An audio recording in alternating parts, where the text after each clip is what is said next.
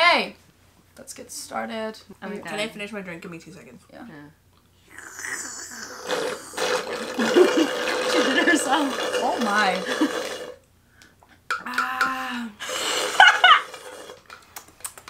I'm ready. I'm ready for my close-up. Hi guys, it's Hannah. Welcome back to my channel. For today's video, I'm joined with my friends. This is Cassie and this is Jocelyn. Hello. If you guys have watched my channel for a while, you would have already seen them in my vlogs and stuff. In today's video, we're going to be talking about how our first year of uni went because we're all second years at McGill now. I asked you guys to send in questions on my Instagram a couple of days ago, and we're going to go through and see what you guys want to know, and hopefully we can help you guys. And I don't know, I thought this would be an interesting video. I know a lot of you guys message me and ask questions about like different uni stuff and what the workload is like and all that stuff. So we're just going to be giving a bit of advice and answering questions. Are we each going to answer them? Like, yeah, I think all of us just contribute. Right? Yeah, like all of us just contribute to each question and say whatever we want to say. Cassie, buzz it. My answer! Before we start answering questions, I thought we'd give a little bit of context on like what our experience was like. If you watch my videos, you know that I was only in Montreal for the second semester because my first semester was fully online, and because of travel restrictions and stuff like that, I couldn't move yet. So I lived in res for half a year, and then I'm at my own apartment now. My experience was the same as Hannah's, so I was remote from British Columbia first semester, and then I came here second semester and met Hannah in res. I was here the entire year because I'm Canadian, so I got to come on early on. Stayed at home. So you had like a little bit of a different experience. Yeah, you like I quarantined here in the beginning of August last year before school started, and then went out like as soon as everything opened. Yeah, it was exactly. very open back then. Yeah, so stuff was open for like the first 2 months-ish, and then they went into lockdown, so I feel like you got the best like traditional whatever. Yeah. We came in res, yeah, exactly. Okay, first question. Do you think accommodation or res is worth it? What was your experience? Stuff like that. Yeah, so I think Hannah and I have the same experience because we did like first term remotely and then this one, or second term in person. And with that, it was just so hard to meet people remotely. Like there weren't many things you could connect on online, especially going in as first year not knowing anybody. So I think res was definitely worth it in that sense. And also like hearing from people who like went into apartments like early on, it was very hard to reach out to people because there weren't even things that you could do. Yeah, like I don't think I can imagine like moving straight into an apartment. Like I feel like even if you're nervous about going to res and you're maybe like, oh, I feel like I could get a nicer place if I move right into an apartment because like some of the reses have like shared bathrooms and whatever, like yeah, that applies, but I feel like res you'll never have that experience again. Like you'll never live in a building with so many uni students where you're gonna meet a bunch of people. Exactly. And stuff like that. And the most important people I think you'll meet are not only like your close friends, but most importantly your roommates, like who you're gonna live with your second year. Yeah. And I met one of our roommates through res because we were pretty much like neighbors, and then even if we weren't in the same res, you and Nats were together, and then we like, all became roommates. Exactly. You know? Like I just feel like it's a good way to also like build strong friendships, because if you're like, in apartments, like you obviously like you still meet people and like you go out and whatever, but like being able to like really go up an elevator and like see your friends, like you spend a lot more time with people, you form strong friendships. Also with hopefully that answered your question. In conclusion, res is worth it. For first year, I think. Yes. Do it. I don't think I would redo it. No. You guys know on my channel I've talked about like the fact that I did IB before coming to uni and stuff. So a lot of you guys had questions about what the workload is like compared to IB. Jocelyn didn't do it, but Cassie did. So I feel like we can both answer this question. I think IB was like pretty good preparation for uni. Like I don't know, I think workload wise like pretty similar. I don't like, yeah, it's very demanding. Like it IB is hard, so it like when you go to uni you're not like, what the fuck, I'm so confused. Like, this is so much more than what I did in high school. Like we just made this analogy, like I honestly feel like I'm thrown into the deep end. I'm like a second year and I still don't know what's going on. I was telling them like I'm at a lecture, I can't take notes fast enough, I can't process what they're saying fast enough. I don't know how to do reading. That was another thing we learned how to do, is huge reading. I don't know how to do learn how to write, like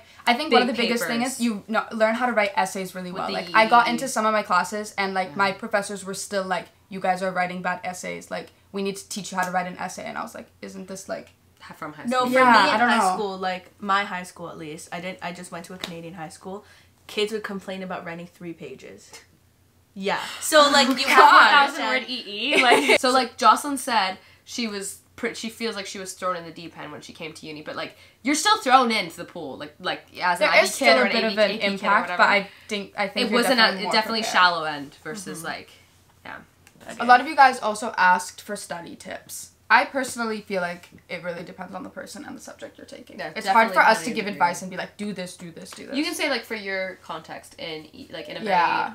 I don't know, like I don't really do anything, like, super specific, but I think I definitely, like, know the way I learn works well for me. Like, I experimented with different types of, like, note-taking and whatever. Like, I know for specific classes, I take notes by typing because I know that, like, there's going to be a lot more information, so I need to write it all down and then go back. Maybe make it more concise or whatever. But then, like, for a math class or something like that, like, I'm going to write handwritten notes because I can go along with what's being said. Now that things are going to be in person, and, you know, obviously last year was online, so it was different. We didn't have to really, like, memorize. Like, a lot of things were open book. But I feel like now, like, I same memorization strategies that I use in IB, it depends on the class. Like, the very science-heavy, like, very, like, black or white answer kind of thing, like, it has a distinct answer, is very much on practice. Because, like, Jocelyn and I are in very, like, science-heavy classes, and when for physics, for example, if I caught myself writing a lot of lecture notes out, and I realized that was not the way to go. Because when I was taking a quiz, I was like, oh my god, I understand the topic, but I have no idea how to apply it. So you need to just find question banks, like, old exams, I think, are what helped me get through calc and physics. Yeah, for me, I was gonna say, like, an overarching theme is that I think it's important to, like, reach out to people that have taken those courses, have experience with those professors. Kind of reading the syllabus is really important, so knowing, like, what you're getting graded on will really shape how you study. So based on if it's, like, an exam or if it's in a paper, like, what are you doing? Like, what is like, you're learning all this, but what are the key points that you need to grasp on? What's the whole point of learning all of this is really important. Based on the syllabus thing, I think it's one of the most important things to do at the very beginning of when you start every new semester, is to just sit down and get all of your deadlines and write them down and figure out how you're gonna, like, that's, I guess, more on time management. That's more time management. But just to be able to see everything ahead, so that you're don't ever fall behind in lectures. Like, it will happen. Yeah. But just right now. Me too. Yeah. But try your best not to. Try your best, and we just not doing it ourselves. This is what we recommend, but doesn't mean we do it. With that, it seems really overwhelming, but for me, a lot of the points I was missing out on for a lot of my classes last year was because I was missing assignments I didn't even realize I had because I wasn't on top of my deadlines. Just be strategic. Yeah. Yeah. Play it smart. True. Speaking of study tips, I'm popping into this video to talk about today's sponsor, which is Grammarly.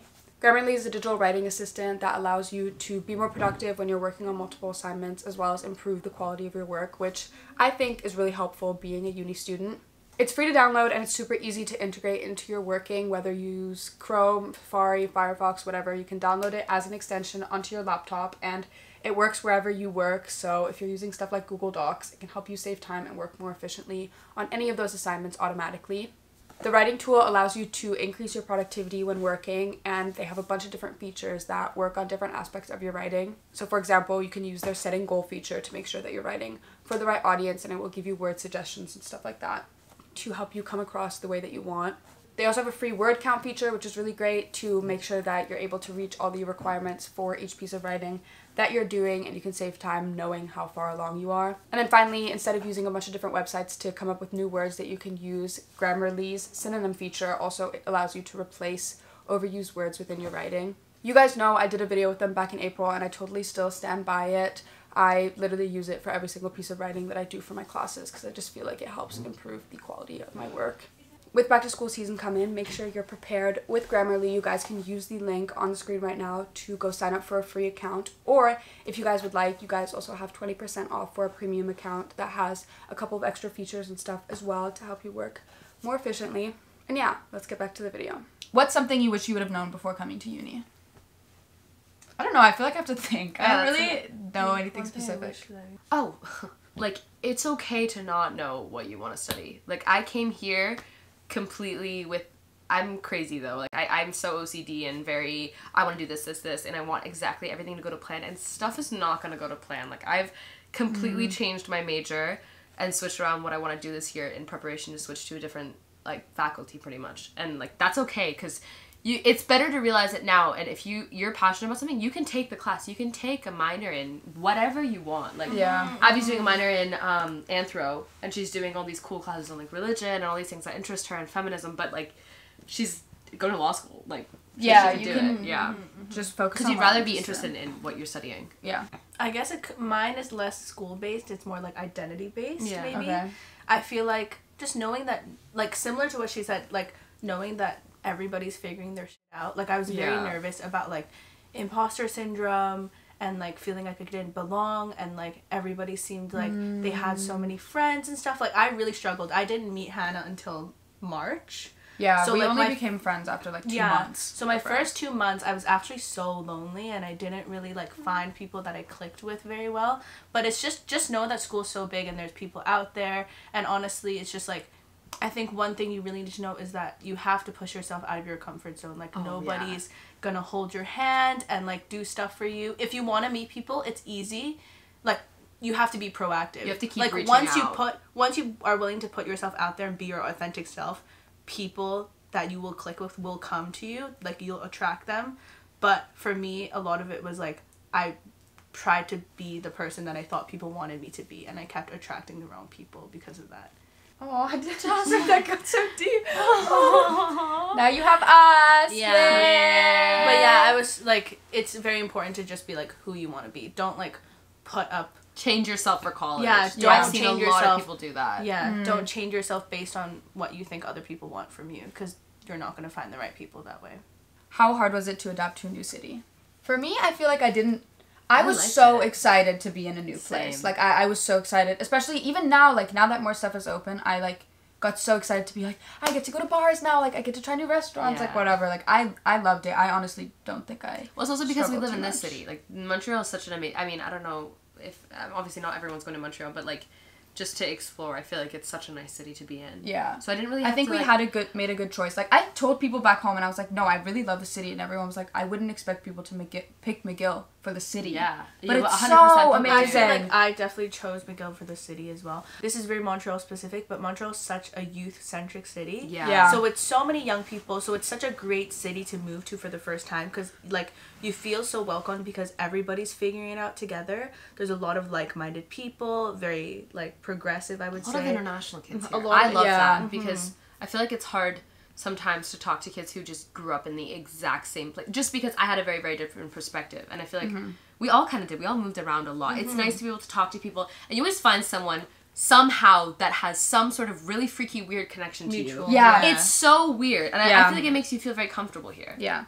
I think this also, like, leads into, like, talking about being an international kid, because a lot of people also ask, like, what is it like being an international student at McGill or / in Montreal? And I think it's, like, great. I've met a lot more international people than I thought, because like, all of us have kind of moved around a lot, so, like, I personally was scared. I was like, what if I only meet people who've only lived in the US their entire life, and, like, what if I'm not surrounded by, like, the same type of people anymore, whatever. But I think you naturally just kind of, like, attract I think it's the just same type of people. Yeah, it's important to remember that university is huge. Of course, there's people that have grown up in the same place, or, like, are from here, or, like, and that's, like, not just stayed in necessarily Canada, bad. and that's not completely bad. fine. And Yeah.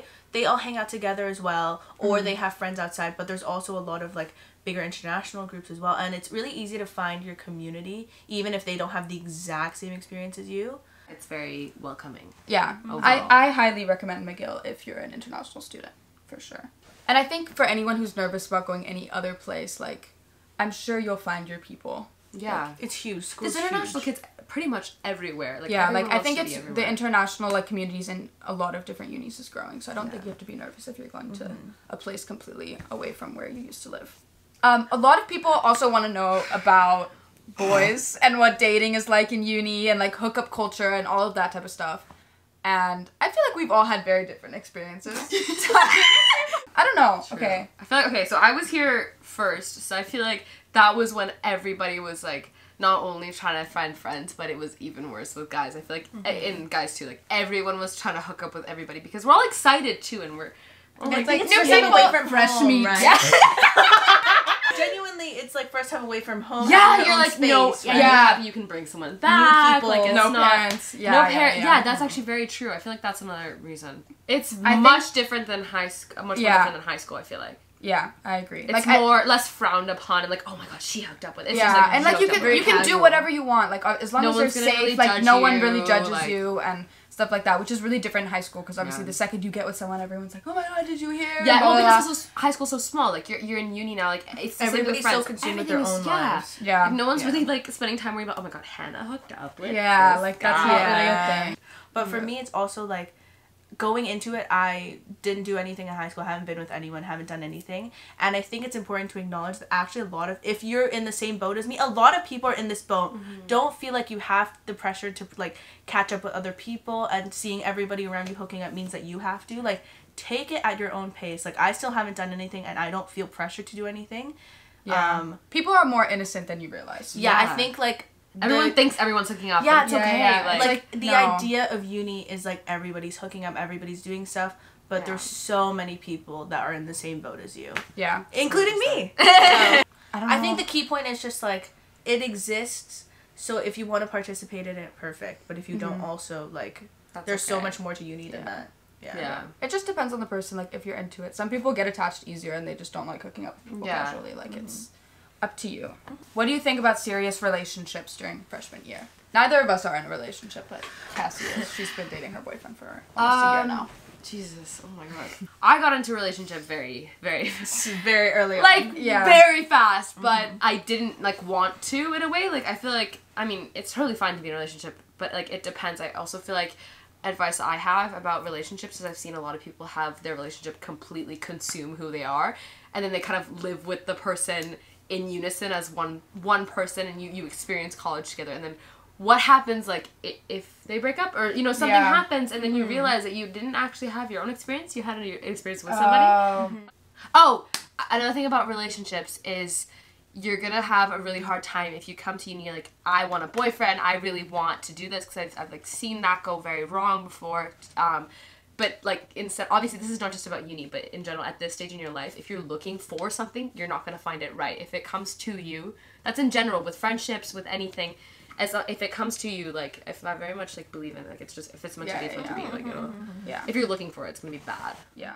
I think that also leads into, like, drinking culture as well. A lot of people ask, like, do you party a lot? Do you have to drink being in uni? Like, what is it like? And all of that type of stuff as well. It's definitely big here. I would say drinking age is 18 here, so pretty much at most people. I mean, I was young because I'm like September, but like a lot of people, you're pretty much legal to go into any sort of bar, club. I mean, obviously house party, like no one's. I think that's a big reason as to a lot of why people come to Montreal, because it's like one of the only places in Canada for sure where you can.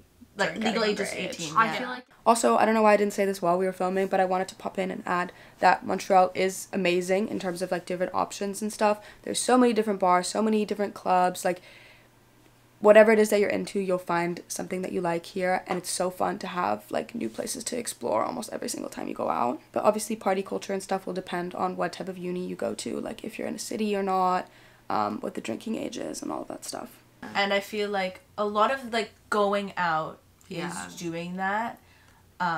Like, that's how you meet people. In the big parties, first, second week, like, everyone goes out, and then that's how you get to know people. Yeah. I think a lot of it is, like, if you don't want to drink, if you still know how to have a good time, it's very possible. It's okay, exactly. No one's gonna be like... No one's, like, I've never experienced anyone trying to force something on me. Yeah, I think maybe mainly, like, more for me, great. Honestly,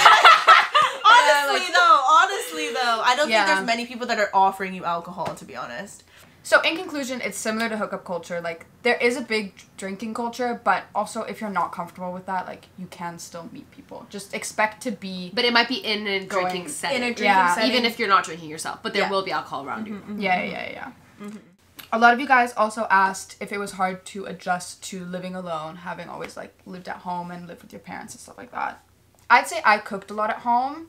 But I definitely wasn't super independent. Like, my parents did my laundry and all that stuff when I lived at home. So I definitely had to, like, learn how to do that on my own. I think it depends on your experience. Hannah didn't know mangoes had pits in them. Okay. Because their mommy always cut them out for her. So, yeah, Hannah had a lot of growing up to do. But I was fine. Like, I feel like I was babied when I was at home. But, like, I still was okay. And now cleaning up the apartment after her. Fuck off! I had to learn how to do all of that stuff, which... was definitely a little bit of a jump, but I loved the independence. Like, my parents were very present when I was at home, so they did a lot of stuff for me, so being able to do it on my own, I was like, oh my god, I love this. I can't wait to, like, for this. I think, like further than that, like, forget laundry, cooking, all these, like, everyday things. It's big things like banking and, you know, finances and these big, heavy adult topics that you're like, oh, shit, I'm an adult now. Like, that was really, really overwhelming for me in the first few months, but I think, like, being able to, I mean, it depends on your relationship with your parents, I feel like, and how you grew up, but, like, it was really nice for me to be able to, like, call my parents here and there when, like, I had difficulty with it, but then you realize, like banks, for example, you have to go set up, well, for me, like, I had to go set up a new bank account. Yeah. Going into the bank by myself, that's, I was like, hi, health insurance, like, all these different things, but, like, once you get them over, I feel like once you do the first 2-3 things, you realize, okay, like, just, like, it's automatic for you to get things done yourself, because no one's gonna do them for you. Yeah. And you realize that the easy or the hard way, you know? Yeah. Like, it takes a little bit of adjustment, but once you, like, get started and stuff, you're fine. And then you go home for break, and you're like, stop telling me what to do! I'm an adult! Like, it's a very literally. weird dynamic when you, like, go back home after the first time growing up. Oh, I want to talk about, like, reaching, wait, I'll just what? Say. I'll just say, I want to talk about reaching. Is it expensive living in Montreal? How do you plan your spendings and savings and all of that Depends stuff? on the person so much. Like, it depends on what financial background you came from. For sure. But, we can only speak about our own experiences, right? So, like, obviously, like, we're all very, like, lucky to be where we are and, like, at this school internationally, you know? Okay. Regardless if you're going to do it with your parents or on your own, with whatever money that you are getting and using at uni, you have to make some sort of budget. Even if it's online, if you actually have to write it down, or if it's in your head, just kind of have a rough guide of how much you're going to be spending, even if that's, like, in percentages. Like, I spend this much, like, I had numbers, obviously, to be like, oh, I'm going to spend this much on money, this much on food, this much on clothes, whatever. And if it doesn't work, adjust it. Like, don't be scared to adjust it so you find something that works for you. Because you're going to figure it out once you get here and you realize how much you're spending. But also at the same time, that budget's important to keep you from overspending and, you know, just throwing money around. It's easy to do here, especially with going out. Yeah. Like, it'd be like, very screw it, I just get one more drink or whatever. And, like, I feel like you have to be very, like, tough with yourself. If you know you have a specific amount, like, make sure that you're able to make it last throughout the month so that you don't run out on week 2 and then the second week you're like, I don't know what to do. It's also a mental thing. Like, when you sit down and write down, I spent $50 on drinks today, you're like, shit, I can't do that again. And you hold yourself accountable. Because the thing is like, in my head, I used to be like, oh, like, I can see it in my bank account, it's fine. Yeah. Like, I can see the layout. But now that I actually have it laid out. Write it down, And, like, put into categories of, like, they're all unnecessary expenses, and it's like, what? Bubble tea or the whatever. first week of the month, I spend $100 on things I don't need. So I'm like, alright, let's, like, I haven't spent money since. Make a spreadsheet or get an app or something that will allow you to, like, I started literally with a Google spreadsheet. Like, and then, like, obviously it's different for everybody's financial situation. We can't really speak for everyone. This is just our personal experience. Like, the two of us also, like, make money. Like, I make money through YouTube. She has a job as well. And it just depends on each person. And then the thing is, like, McGill provides, at least I know McGill does, probably a lot of unis too, provide a lot of student jobs. So you can work at the library, you can work at the gym, and you can pretty much, like, check people in and get paid pretty much minimum wage what you would at a restaurant, but you get to, like, sit and be on your laptop and work because they know you're not going to get yelled at for working at the library, you know? Yeah. I think that's a really good thing to look at if you want to make some extra money, or if you need it. Yeah. To be able to McGill pay has, for like, work study, like, they prioritize people that need the money first, which is really nice, I think. Okay. To end this show off. Okay.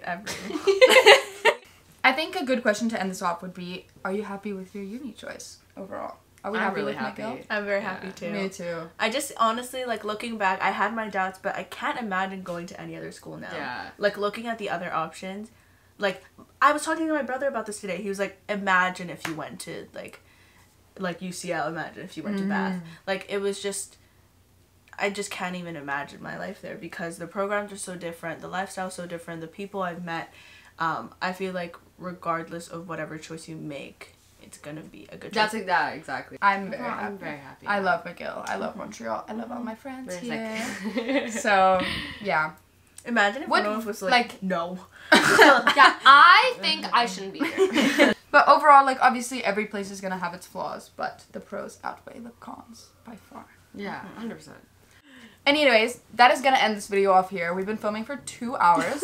So hopefully some of these questions we're really Turn sweating. the AC on. We're really sweating, but I hope that this helped you guys out, that you guys took something away from this video and that we gave good advice, I guess. I don't know, or it was entertaining. I wish I could have known all this like before I started. Yeah. I feel like. Thank you to my amazing friends for being in this video with me. Hopefully you guys enjoyed our dynamic and seeing us film together and everything. I felt like this felt like a very chill, like, girl talk kind of advice video. Yeah. I don't know. Hopefully it gave that vibe to you guys. 3, 2, 1. We love you guys to the moon and back. And I will see you guys in my next video. Bye!